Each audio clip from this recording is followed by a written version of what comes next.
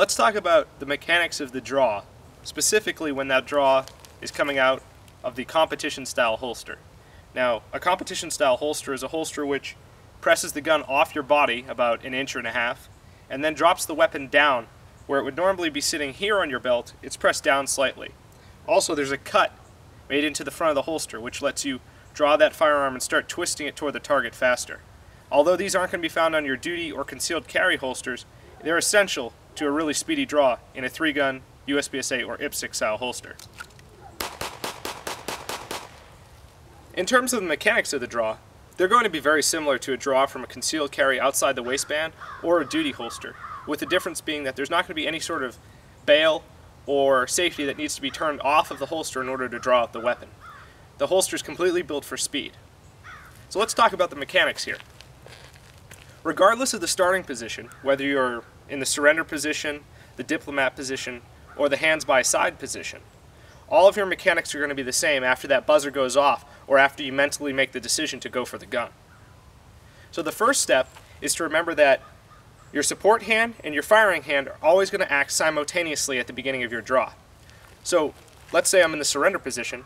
As soon as I make the decision to go for the gun with my firing hand, my support hand is immediately going to go to the center line of my body.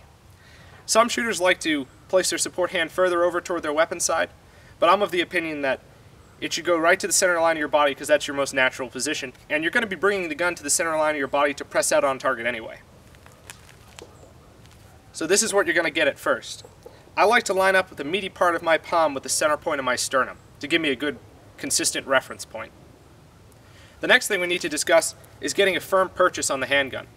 When I get that grip on the gun, it needs to be the exact same grip that I'm going to be having when I'm firing the weapon. And this is because that when you make that draw, you're not going to have time to readjust the weapon before you start engaging targets.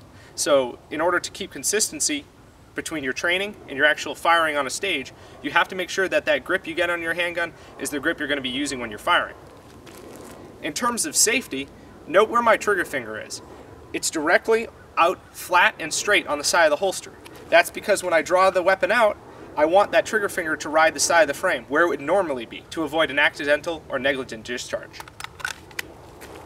So once I have that firm purchase, and I have my support hand lined up to accept the weapon, I want to make a firm and aggressive pull up on the weapon, where my elbow is going to kick back just slightly. Again, because I have that competition style holster, I can afford to start turning the gun toward the target a little bit sooner.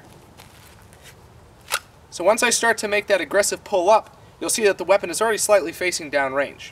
I'm going to continue rotating the weapon toward the target and mate it with that support hand that's waiting in the center line of my chest. From here, I'm in my high compressed ready position, and all I have to do is press out on target, acquire my sights, and pull the trigger. Now, it's important to note that I'm first starting to touch the trigger as I begin pressing out on target. That way I have time to take up the slack and prep that trigger for the first shot. You don't want your finger on the trigger at any other portion of this draw, again, so you avoid that negligent discharge.